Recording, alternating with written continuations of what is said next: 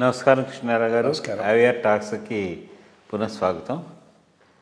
Of course ఇది మీడియాలో అంతా చాలా విస్తృతంగా డిబేట్ చేస్తున్నటువంటి విషయం. మనం కూడా మన ఛానల్, మన అవేర్ టాక్స్ ద్వారా దీని మీద మీ యొక్క అభిప్రాయం తెలుసుకుందామని చెప్పేసి ఈ సోషల్ మీడియా ద్వారా వికృత చేష్టలు అని చెప్పుకోవచ్చు మనం. ఎవరి ఇష్టం వచ్చినట్టు వాళ్ళు ఒకళ్ళ మీద ఒకళ్ళు ఉన్నా లేకపోయినా వాళ్ళ మీద అభియోగాలు మేపడం అంటే చూస్తుంటే ఒక పరిస్థితి జుగుప్సాకరమైనటువంటి దీని కింద కనబడుతోంది. అంటే టీవీ కానీ లేకపోతే ఏదైనా పెట్టుకుని వింటే అది చూడడానికి వినడానికి వినులు విందుగా ఉండాలి, ఇంపుగా ఉండాలి.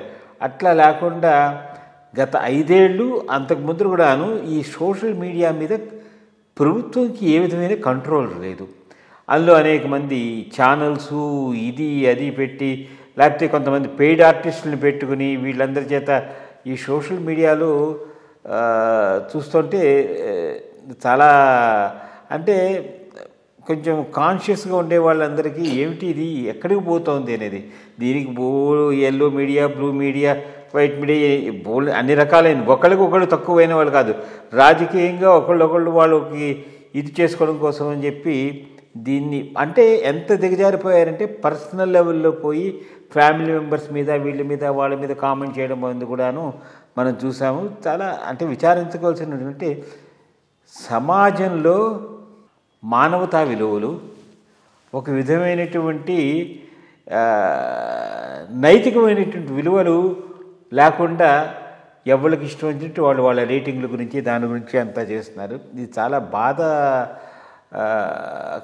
విషయం. ఇన్ఫ్యాక్ట్ ఈ రెస్పెక్ట్లో చూస్తే మీ మీద కూడాను ఈ సోషల్ మీడియాలో చాలా ఏదో ఒకటి తీసుకుని దాని మీద చేసి అంటే మీలాంటి వాళ్ళ మీద కూడా చేయడం అంటే అందుకనే ఆలోచిస్తున్నాను ఏమిటి అసలు ఇది, ఈ సమాజం ఎటుకెళ్తోంది, భవితవ్యం ఎటుకెళ్తోంది, దీన్ని నియంత్రించడానికి ప్రభుత్వము అన్నిటికన్నా ముందర న్యాయస్థానాలు దీంట్లో సుయో మోటో కింద తీసుకొని ఒక విధమైనటువంటి నిబద్ధత అంటే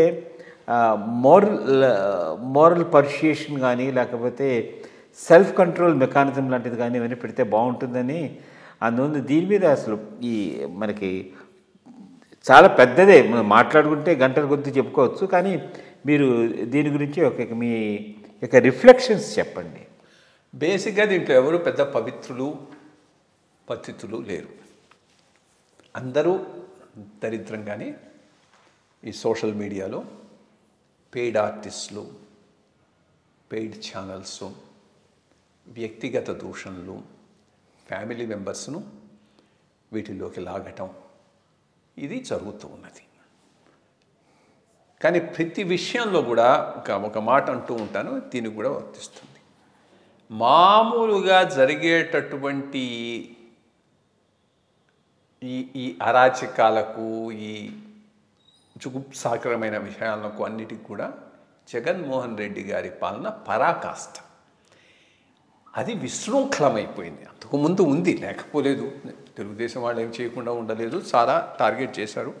శివుడి నన్ను కూడా అప్పట్లో పెద్ద ఎత్తున టార్గెట్ చేశారు. వెన్ దే థాట్ నా వల్ల వాళ్ళకు డ్యామేజ్ అవుతుంది అనుకున్నాను. బట్ ఈ లెవెల్లో మాత్రం ఎప్పుడు జరగలేదు. మరి అది ఎంత వీళ్ళ ప్రోత్సాహంతో జరిగింది, ఎంత దానంతటంతా జరిగింది అది చూడాలి. జుగుప్సాకరంగా అందరి ఫ్యామిలీలను రాజకీయాల్లో లేని వాళ్ళని తీసుకొచ్చి ఎంత దరిద్రంగా మాట్లాడాలంటే అంత దరిద్రంగా మాట్లాడాలి. కాబట్టి ఇప్పటికైనా ఈ ప్రభుత్వం లేట్ ఇన్ఫ్యాక్ట్ రాగానే మొట్టమొదట్లోనే దీని మీద కాన్సన్ట్రేట్ చేయాల్సింది. వాళ్ళందరినీ తప్పకుండా they have to be brought to book. ఇష్టం వచ్చినట్టు మాట్లాడటానికి లేదు. అట్లాగే ఒక సపరేట్ ఎనాక్ట్మెంట్ కూడా ఆలోచించాలి. సో దట్ ఫ్యూచర్లో కూడా ఎవడైనా ఏదైనా ఇటువంటి పర్సనల్ వ్యవహారాలను తీసుకొస్తూ పోస్ట్ పెట్టాలంటే 4 తడవలు ఆలోచించేటట్టు చేసి వీళ్ళకు ఎగ్జాంపులరీ పనిష్మెంట్ అయితే ఇవ్వాలి. ఇవ్వకపోతే ఇది ఐ మీన్ ఎవడైనా కాస్త డీసెంట్ పర్సన్ ఈ యథవ రాజకీయాలు మనకు దేనికి మామూలుగానే డీసెంట్ పర్సన్ ఈ యథవ రాజకీయాలు మనకు దేనికి అనుకునే పరిస్థితులు ఈనాడు ఉన్నాయి. ఇంకా ఈ టైపు వెధవలంతా చేరి విశృంఖలంగా చేస్తూ ఉంటే అసలు ఎందుకు పోవాలి అనేటటువంటిది which is not good. I mean good people also should comment, వాళ్ళ ఒపీనియన్స్ ఎక్స్ప్రెస్ చేయాలి, పబ్లిక్ ఒపీనియన్ను ఇన్ఫ్లుయెన్స్ చేయాలి, మౌల్డ్ చేయాలి, రాజకీయాల్లో ప్రత్యక్షంగానో పరోక్షంగానో పాల్గొనాలి. అప్పుడే రాజకీయాలకు కొంత విలువ వస్తుంది, కాస్త బెటర్గా జరిగేటటువంటి అవకాశం.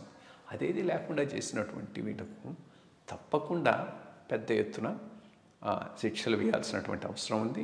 బట్ ఒకటి మాత్రం నిజం, ఇది తమా భేదం లేకుండా కేవలం రాజకీయమైన టార్గెటింగ్ కాకుండా ఈ రకంగా చేసిన వాళ్ళందరి మీద కూడా చర్యలు తీసుకోవాల్సినటువంటి అవసరం అయితే ఉంది. ఆ రోజే దీనికి వ్యాలిడిటీ వస్తుంది. లేక వన్ సైడెడ్ టార్గెట్ చేసి రెండో సైడ్ ఉన్న వాళ్ళందరినీ వదిలేస్తే మాత్రం న్యాచురల్ లేదు, పార్టీసాన్ అయిపోతుంది.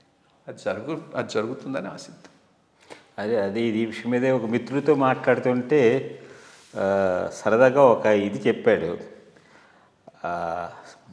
మన శరీరంలో చాలా భాగాలు ఉంటాయి, ముఖ్యమైన భాగం నోటి మాట. సో మాట బయటకు వదిలితే అది తూటా లాంటిది, అది వెనక్కి తీసుకోలేము అని చెప్పి ఒకసారి నోట్లో నాలికను పళ్ళు మాట్లాడుకున్నాయట. నాలిక బయట చెప్తే నువ్వు చెప్పేది బాగానే ఉంది, నీకు అంటే పొగిడిందిట పళ్ళని, నేనంతా రుచిని ఆస్వాదిస్తున్నాను, అంతా తింటున్నాను, బాగుంది, నువ్వు చాలా మంచి పని చేస్తున్నావు ఇదంతా అని చెప్పి. నేను ఎంత మంచి పని చేస్తున్నా నువ్వు మటుకు మంచి పని చేయట్లేదు, ఎందుకంటే నువ్వు మాట్లాడిన దాన్ని బట్టి ఎవరు నీ నాలుగు కోస్తావనరు, నీ పళ్ళు ఊడగొడతావంటారు. అట్లాగా ఇప్పుడు ఈ సమాజంలో మాట్లాడేటప్పుడు అందరూ కొంచెం ఆలోచించుకుని మాట్లాడితే బాగుంటుంది. లేకపోతే ఇంక మరి ఆ తర్వాత పరిస్థితి ఇప్పుడు ఫ్యూచర్లో రావడానికి అవకాశం ఉంటుంది. సో మంచి మాటలు చెప్పారు. నమస్కారం.